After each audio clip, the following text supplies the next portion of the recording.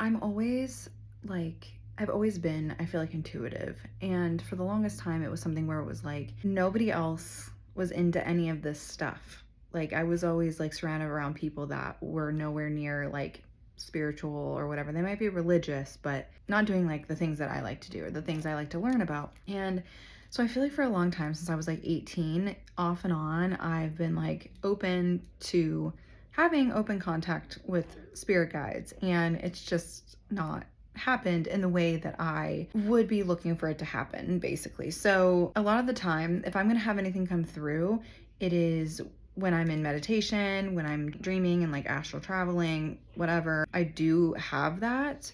And even when I was younger, and I've talked about this before, but I'm diagnosed with ADHD, and I do think there's something within ADHD that is spiritual, that is hard to explain. But I used to daydream a lot, and I got in trouble for it in school. It was just always an issue that followed me. And so for a long time, I really tried to stop daydreaming and try to focus. And I feel like all of society wants us to do that. And so I kind of lost some of that daydreaming, I guess. So today I decided to do like a meditation that has to do with strengthening your mediumship or your psychic abilities. It had us focus on like a picture, like scenery.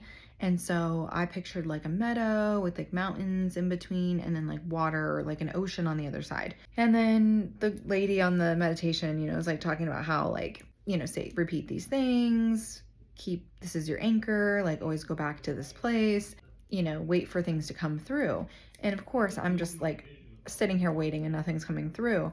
And I think a lot of the times when you're trying to like do stuff like that, it doesn't come through like that, like how you want it, because it literally has to come sometimes when you're in a certain state of mind. So if I'm like actively trying to make this happen, it's less likely. I just sneezed. Anyway, it's less likely that is actually going to work out for you the way that you want it for certain people. Like, I think mine has to come kind of out of nowhere, or I have to almost like crazily focus on something, or like hyper focus, and then it'll come to me. So even when I'm trying to shut my brain off during a meditation, I don't always get what I want out of it unless I'm like in that in-between state of like being in meditation. Like, I don't know how to explain that.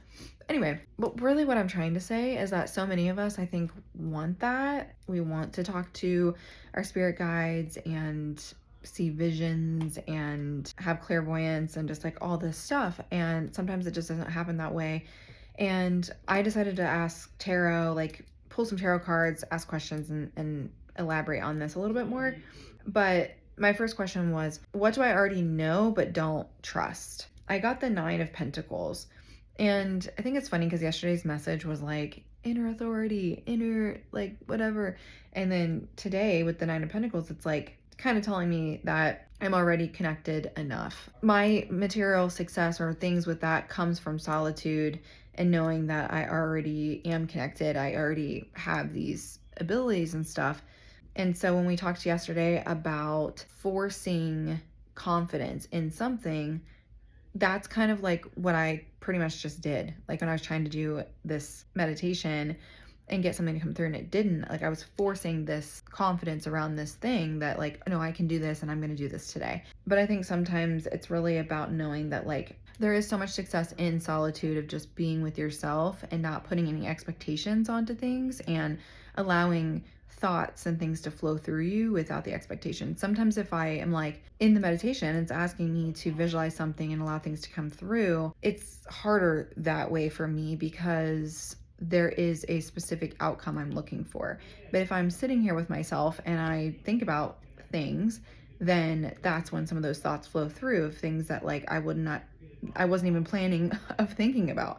I asked these questions mostly because I was feeling a little bit of like sadness about the fact that like I wasn't getting anything in the meditation. And this is a morning meditation. There's a big difference between like doing it in the day in the morning for me and doing it at night where I'm like going to sleep. So I think that's another thing too. I just think that like my nervous system, especially I just had coffee, is like heightened right now. So it's just harder for me to just relax, I guess.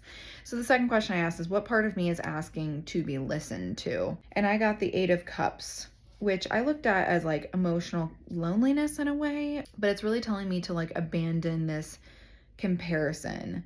So everybody has spiritual gifts in different ways. Everybody sees things in different ways or feels things. I'm definitely a feeler.